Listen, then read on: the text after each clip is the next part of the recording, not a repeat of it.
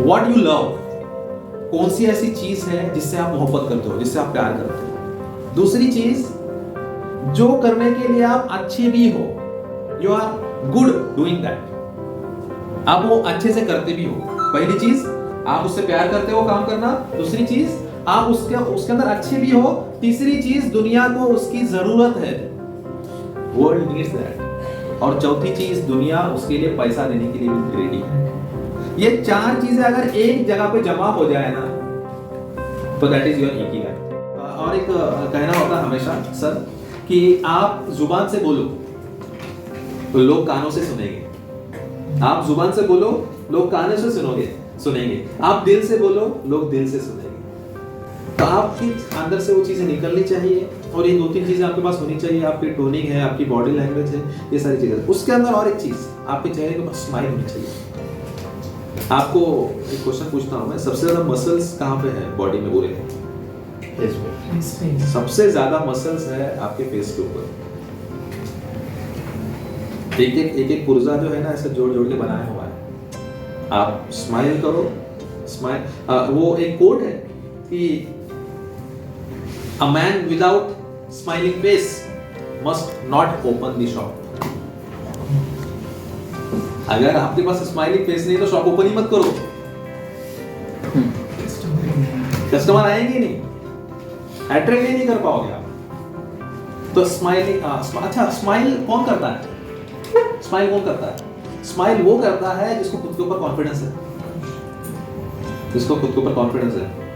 अच्छा, आप लोग एजुकेशन में है अभी, मैं अगर आपको पूछूं कि फिलहाल एजुकेशन जो सिस्टम है हमारा, उसका दोष क्या है, उसके अंदर क्या प्रॉब्लम्स है, क्या लैक्यूनास है, बता सकते हैं? देखिए, आपका जो एजुकेशन है ये 3 चीजों में कन्वर्ट होना चाहिए। एजुकेशन 3 चीजों में कन्वर्ट होना चाहिए। First, confidence. अगर आप एजुकेटेड हो और कॉन्फिडेंस नहीं है, इसका मतलब सही एजुकेशन ही नहीं लिया है। आज अगर देखा होगा आप लोगों ने, हमारे इंडिया की भी यही कंडीशन है कि अगर पियून का अगर भर्ती निकलती है, वैकेंसी निकलती है, पीएचडी होल्डर्स फॉर्म भरते हैं सर। मास्टर्स को छोड़ दो, पीएचडी होल्डर्स पियून का फॉर्म भरते हैं। इसका मतलब क्या है? उनको खुद के ऊपर भरोसा नहीं है, खुद के ऊपर कॉन्फिडेंस नहीं है। पढ़ तो लिया, डिग्री तो ले ली, लेकिन ये कॉन्फिडेंस नहीं है कि वो अपने दम पे कुछ करे, इसलिए पियून का फॉर्म भर रहे हैं।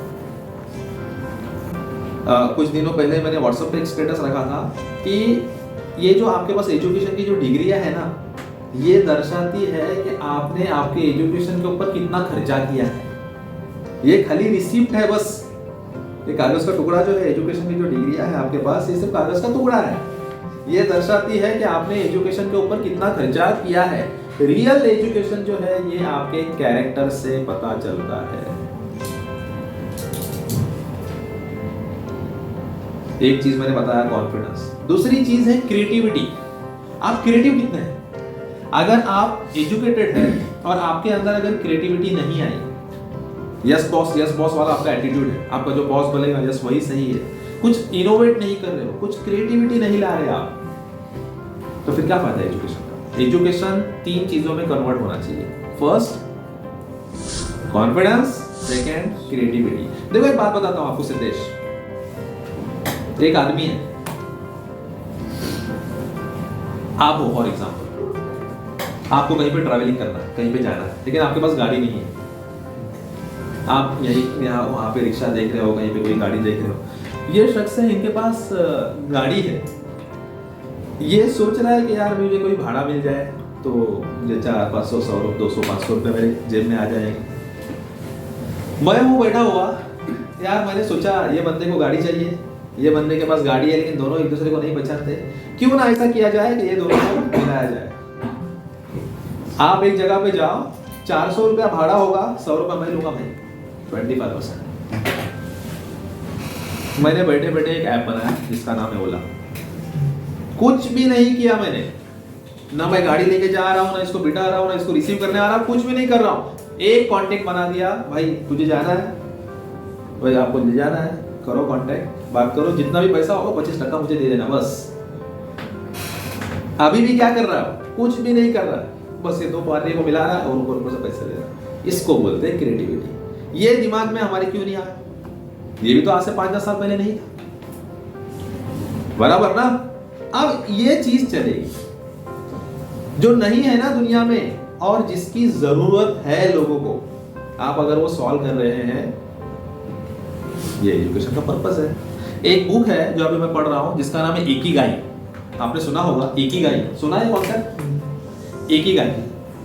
जापान में एक जगह है जहां पे जो लोग जो एवरेज ईयर्स ऑफ उनका लिविंग है, जो जिंदा रहते हैं, वो पूरे वर्ल्ड में सबसे ज्यादा है। उसके ऊपर रिसर्च किया गया तो पता चला 2-3 चीजें आपको बताता हूं। उसके अंदर एक उसका जो सार है, उसका जो समरी वो बताता हूं सर। व्हाट यू लव, कौन सी ऐसी चीज है जिससे आप मोहब्बत करते हो, जिससे आप प्यार करते हो। दूसरी चीज, जो करने के लिए आप अच्छे भी हो, you are good doing that, आप वो अच्छे से करते भी हो। पहली चीज, आप उससे प्यार करते हो काम करना। दूसरी चीज, आप उसके अंदर अच्छे भी हो। तीसरी चीज, दुनिया को उसकी जरूरत है, वर्ल्ड नीड्स दैट। और चौथी चीज, दुनिया उसके लिए पैसा देने के लिए भी रेडी है। ये 4 चीजें अगर एक जगह पे जमा हो जाए ना, तो दैट इज योर इकिगाई। मतलब अभी फॉर एग्जांपल, मुझे टीचिंग करना पसंद है, मुझे पढ़ाना पसंद है, और मुझे उसके ऊपर मेहनत कर करके मैं उसके अंदर अच्छा भी हो चुका हूं। दुनिया को अच्छे टीचर की जरूरत भी है, कहाँ है अच्छे गाइड? और अच्छा पढ़ाता हूं, अच्छा सेशन लेता हूं, अच्छा ट्रेन करता हूं, तो दुनिया पैसे देने के लिए भी रेडी है। अब मुझे जो काम करना अच्छा लगता है, मजा आता है, वही काम मैं कर रहा हूं, ऊपर से पैसे भी आ रहे हैं। इसको बोलते हैं इकिगाई। ये वहां के लोगों के अंदर है। उनको जो चीज खुदा ने उनको जिस चीज के लिए बनाया है ना, वही चीज वो करते हैं। मतलब वही वो अपना प्रोफेशन बनाते हैं। अपना पैशन और प्रोफेशन अगर सेम हो जाए तो आपको जिंदगी में कभी लगेगा ही नहीं कि आपने एक दिन काम किया है। मिर्जा गालिब का शायद वो शेर है कि इंसान को काम थकाता है, मोहब्बत नहीं थकाती। इंसान को काम थकाता है, काम कर रहे हो ना, काम थकाएगा आपको, मोहब्बत नहीं थकाती। तो ऐसा काम करो जिससे मोहब्बत है, तो आपको लगेगा ही नहीं कि एक भी दिन आपने काम किया है।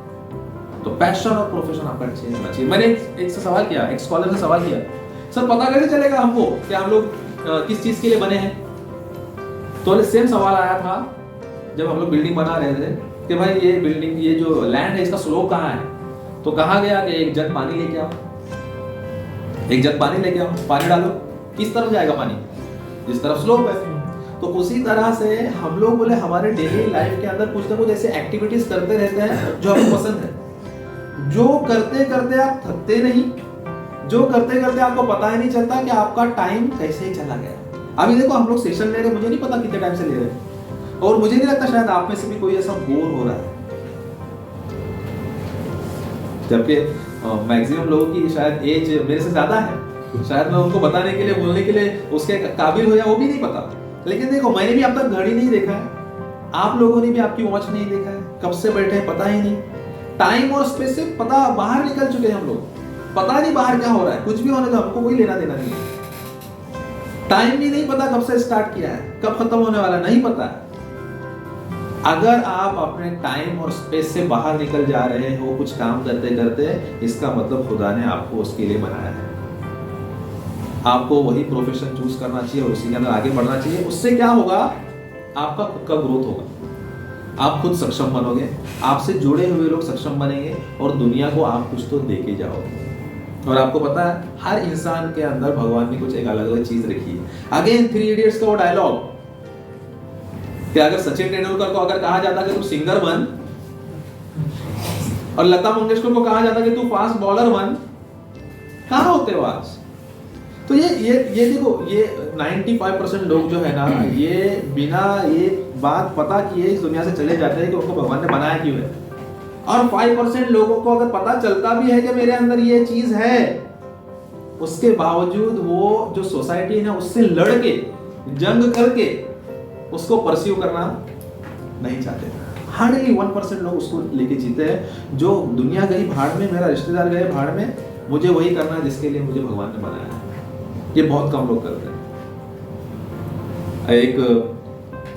एक स्पीच सुन रहा था मैं किसी की, तो उसमें उन्होंने बताया कि एक डॉक्टर है, सर्जन है पूरे वर्ल्ड में फेमस, ऐसे ऐसे ऑपरेशन उन्होंने किए हैं कि जो असंभव थे। लोग उनके अंडर काम करने के लिए ये मतलब उनकी लोगों का एक खौफ होता था कि उनके अंडर में काम करें। कुछ एज के बाद, एक 70-80 के बाद सर्जरी करने में उनके हाथ कांपने लगे।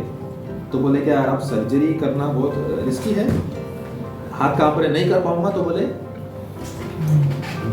अब रिटायरमेंट ले लेता हूँ। तो उनके लिए एक फेयरवेल फंक्शन रखा था लोगों ने कि इतना बड़ा आदमी रिटायर हो रहे हैं। तो सब इधर डीजे चल रहा था, किधर डांस चल रहा था, कौन बातें कर रहे थे, कौन स्पीच दे रहा था। और ये बंदा जिसके लिए फेयरवेल रखा गया है, एक दूर जाके खड़ा है, उसके आंखों से आंसू चालू है, वो रो रहा है। किसी ने देखा कि भाई ये बंदे की पार्टी हो रही है, बंदा तो बाहर है। बोले जाओ उससे जाके मिलते हैं। पूछा आंखों में आंसू देख के कि भाई इतने महान काम करने के बाद अब आप अपने रिटायर हो रहे हो, इतने सारी चीजें आप तो दुनिया को देके जा रहे हो, अब किस तरह के आंसू आंखों में? बोले डॉक्टर बनना ही नहीं चाहता था, ये मटेरियल सक्सेस है, ये सारी चीजें हैं, लेकिन मैं पूरी जिंदगी में एक भी दिन खुश नहीं रहा। बोले अभी भी जब मैं डांस करता हूँ जाके रूम में तो मुझे बहुत मजा आता है। मैं डांसर बनना चाहता था, लेकिन मुझे बनने नहीं दिया सोसाइटी में। देखो पहली तो चीज ये है कि वो बहुत लकी है कि उसको पसंद नहीं है, उसके बावजूद बहुत ज्यादा हार्डवर्क करके वहां तक पहुंच गया। बहुत नॉर्मली लोग नहीं पहुंच पाते। जो आपके अंदर टैलेंट है, जो फ्लो है, वो फ्लो का ही अगर आप मजा लोगे तो आप एक्स्ट्रा ऑर्डिनरी सक्सेस अचीव कर सकते हो। कुछ लोग अगेंस्ट भी जाके, मतलब खुदा ने उनके अंदर वो सलाहियत नहीं दी है, लेकिन बहुत ज्यादा पुश करके, बहुत ज्यादा मेहनत करके एक लेवल तक पहुंच सकते हैं, लेकिन एक्स्ट्रा ऑर्डिनरी सक्सेस नहीं मिल सकती। और अगर आपको जिस चीज के लिए खुदा ने बनाया है, जो सलाहियतें आपने दी है, उसी को अगर आप परस्यू कर रहे हो, उसके अंदर आगे जा रहे हो, तो आपको रेजिस्टेंस नहीं आएगा, बीच में हर्डल्स नहीं आएंगे, आप फ्लो में निकल जाएंगे। तो सबसे पहले तो वो चीज पहचाननी है कि हमको किस तरह से किस लिए बनाया है खुदा ने। और 57 के एज में जो आदमी बैंकरप्ट हो गया, आज 80 के एज के अंदर थाउजेंड्स ऑफ करोड़ का मालिक है। इसका मतलब शुरुआत कहीं से भी की जा सकती है, कहीं से भी, किसी भी लेवल से की जा सकती है। अच्छा एक ही चीज क्या अलग है? पर्सनालिटी। Personality means what? जैसा दिखता है वो नहीं।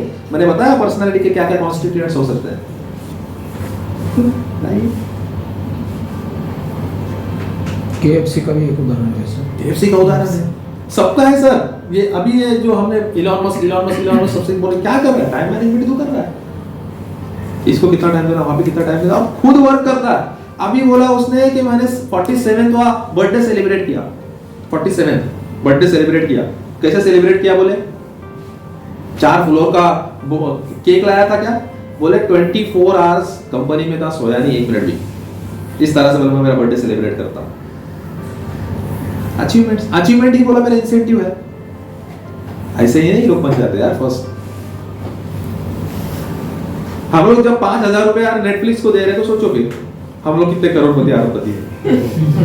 सोचो ना, 5,000 रुपए 10,000 रुपए अपने अपने टाइम के हिसाब से हम लोग नेटफ्लिक्स को दे रहे हैं। इस चीज को ऊपर सोचने की जरूरत है। निकाल दो नेटफ्लिक्स, उसके जगह पे बुक्स लेके आ जाओ। निकाल दो फेसबुक, उसके जगह पे पूरी क्रिएटिविटी यहाँ पे डाल दो। कोई हाथ नहीं पकड़ पाएगा आपके ये इसके अंदर, बता रहा हूँ आपको, ये आपके यहाँ ये फाउंडेशन के अंदर नहीं कोई हाथ पकड़ पाएगा। लेके आओ ना 2-4 चीजें। मजबूरी के लिए कर रहे हो, पैसे के लिए कर रहे हो, तो आप हमेशा स्टैग्नेट रहोगे वो पॉइंट की तरह। कुछ लेके आ जाओ, क्रिएटिव लेके आ जाओ, सीखो, बोलो, पर्सनालिटी डेवलप करो। कोई हाथ नहीं पकड़ पाएगा। तो ये चीज सर प्रॉब्लम सॉल्व हो जाएगी अगर ये इतना किया तो सर।